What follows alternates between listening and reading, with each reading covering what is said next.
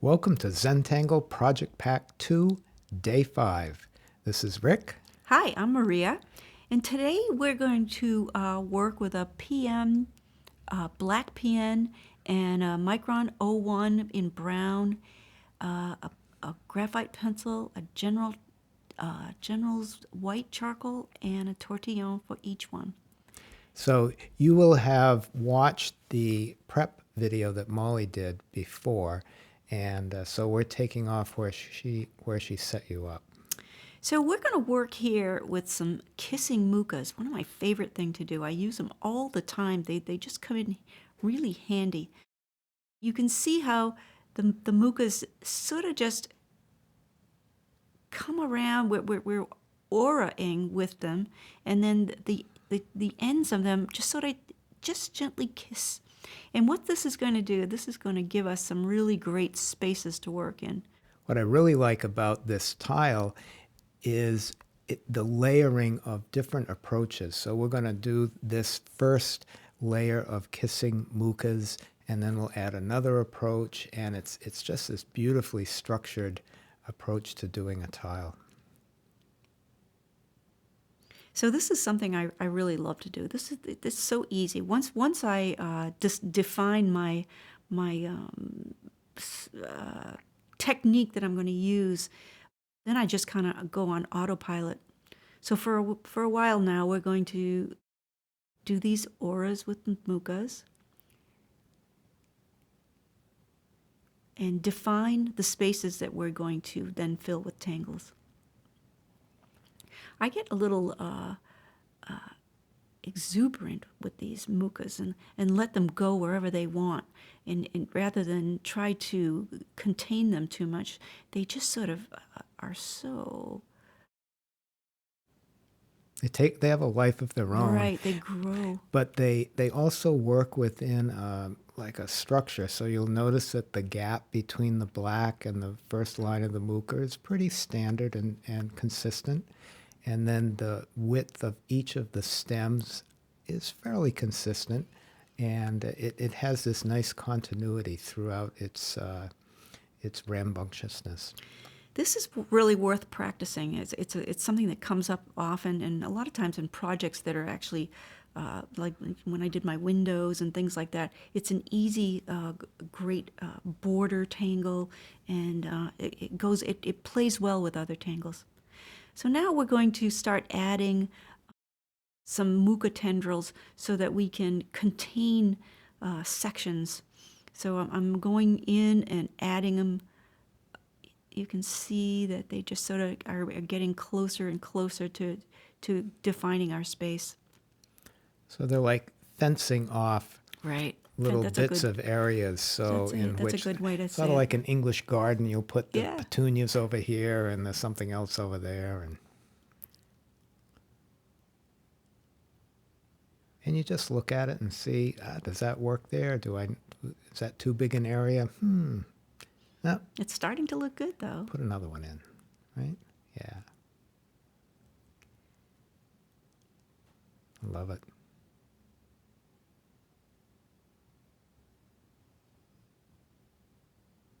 Always maintaining that width and that nice sort of common shape to the end of it.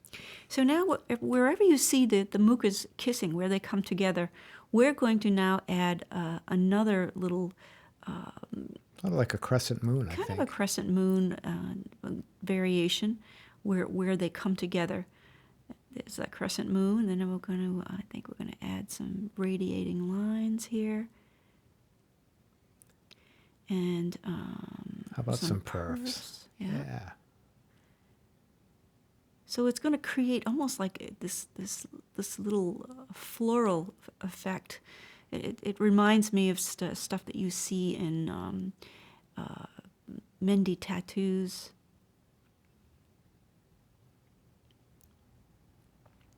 So you can see wherever these mookas are coming together, we're adding this little flower of some sort, a blossom. I love the balance of randomness of where they appear and consistency of how they look when they blossom. So now I'm going to go around the whole perimeter with this pretty little border of a simple orb and then a smaller one right next to it. And it kind of keeps you concentrating on what you're doing. And it gives this beautiful lacy effect. I love this. So simple. Now with our brown micron 01, we're going to aura that border very carefully. Take your time.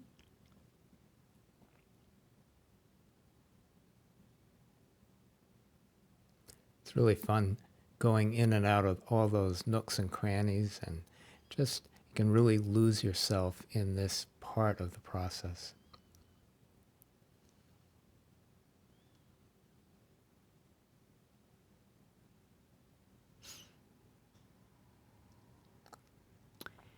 So now with the brown pen, we're going to start adding some radiating lines going from the center of these spaces, sort of like the tangled pepper. Right, like pepper. And you can see Maria's just ever so doing heavy, light, heavy on the strokes there. Those little subtle touches.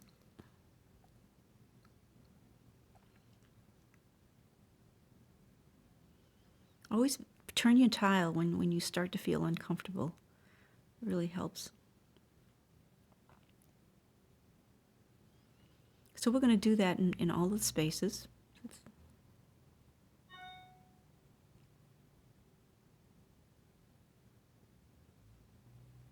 Ah, looks beautiful already. Love that. And we're going to go into some of the spaces that are left and then just color them in. Give it some drama. That brown is so beautiful when it's all solid like that. Well, two things I like about this is you've got the solid areas of black, and then you've got the solid areas of brown. But you'll notice with the brown pen on the white paper, when you go over it, it sort of adds another, it changes the darkness of it. So you can play with that as well. It gives it a texture. Cool. It's getting there. It's getting there. So now with the brown pen, we're going to go in and color in every other striping here. So this is where it looks like pepper, even though pepper doesn't come all the way to the point. This is very similar to that. So take your time while you're doing this, because this is sort of like particular kind of thing for it to work. And you don't have to worry about having even number of stripes, because when you come to the last one, if you need to, you can always add a line to accommodate the stripe. It doesn't matter that if they're exactly the same size or not. Look how pretty that is. It reminds me of a chocolate box. When I was a kid, we'd get those heart-shaped chocolate boxes. You know how cool they were. And this is a really good time to always turn your tile so your strokes are going in the same direction as the sections. Oh, it's looking good. So you see what I meant by that layering of different techniques and different tangles and different approaches. It's like one layer after another. So now I'm going to go in with my graphite pencil and do something a little different than normal.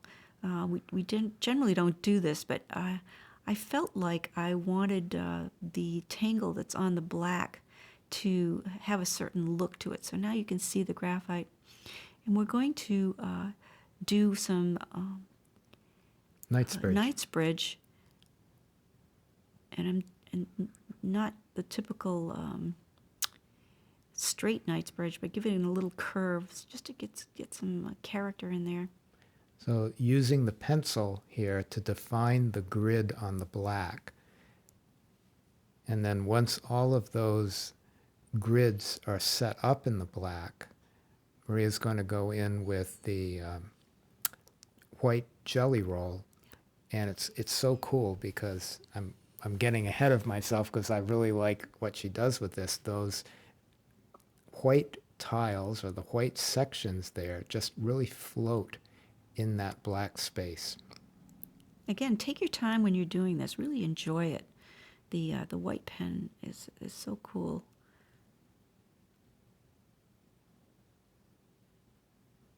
And the neat thing about this is that you'll notice a little later on, I'll go in and tidy up with the black pen, which is, one of the nice things about working on black tiles. You can sort of reshape your images. So in this next section, notice how you just pick any one square or triangle or section, and then to always make sure you color in the correct one. If you do the next section that has a kissing corner, so if the corners always touch, you'll never make a mistake. But sometimes I've gone as just sort of doing it in a row, and I think, oh, I'll just skip this one and skip this one, and then I realize, oh, I misjudged that. So corner to corner is a great way when you're doing Knightsbridge, particularly a Knightsbridge that is like all sort of curvy Skewed, lines, yeah. askew, yeah. Oh, it's coming together, Ricky. Look, This is looking really it's nice. pretty exciting. This is one of those really spectacular tiles that just glows. A lot going on.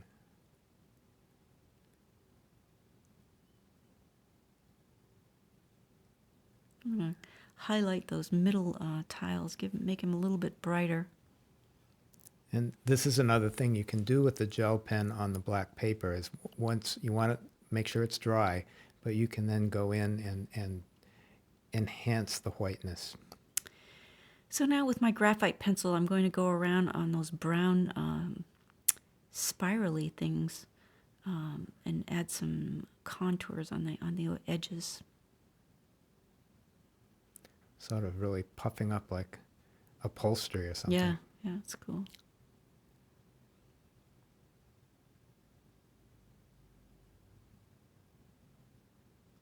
And then once the graphite is down, of course, it's tortillon time. Just smooth that out. Really makes a nice soft difference on the graphite transitions.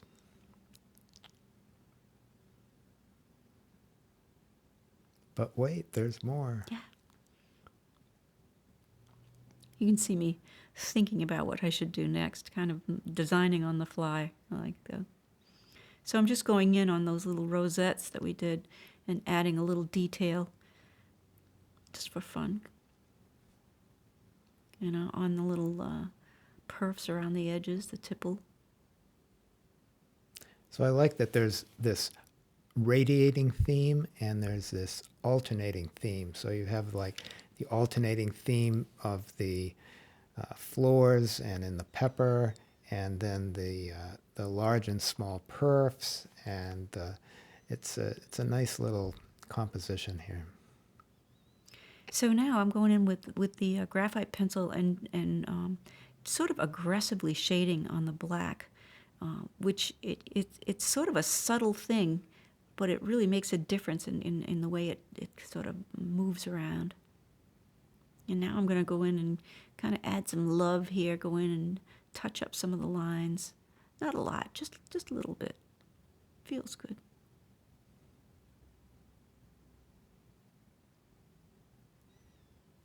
How fun, what a neat tile. Just going to add my chop.